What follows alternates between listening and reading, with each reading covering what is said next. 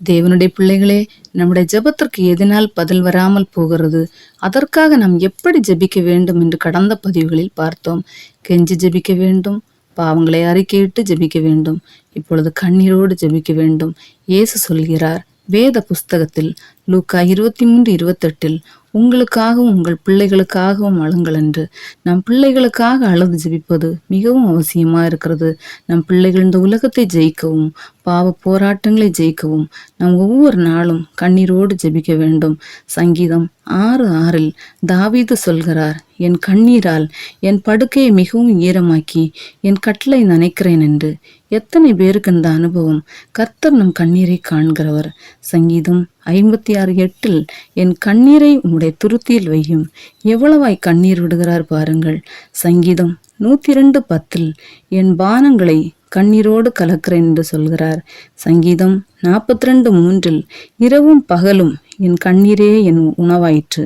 எத்தனை பேர் வாழ்வில் இது நடக்கிறது? இதை சொல்வது ஒரு சாதாரண மனிதன் அல்ல, இவர் ஒரு ராஜா. ஒரு ராஜாவே கண்ணீர் விடுவாரானால் நாம் எம்மாத்திரம் தேவனுடைய பிள்ளைகளே. அவர் கண்ணீரோடு ஜெபிக்கிறார்.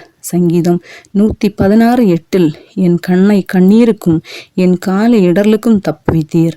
சங்கீதம் 126:5 கண்ணீரோடு விதைக்கிறவர்கள் கம்பீரத்தோடு அறுப்பார்கள் என்று சொல்லி தேவனை மையப்படுத்துகிறார். அன்னாள் அடுத்ததாக 1 சாமுவேல் 1:10 அன்னாள் அழுது ஜெபம் பண்ணினாள். அன்னாளுக்கு குழந்தை இல்லை. அவள் சக்களத்தி. அவள் துக்கப்படும்படியாக அவளை மிகவும் விசனப்படுத்துகிறாள்.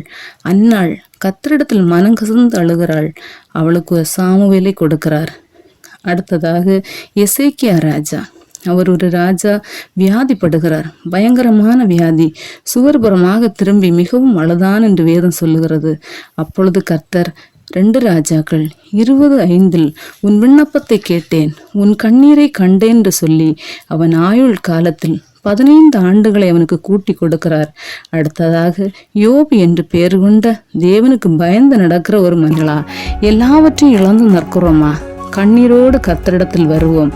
நம் கண்ணீர் யாவையும் தேவன் துடைப்பார்.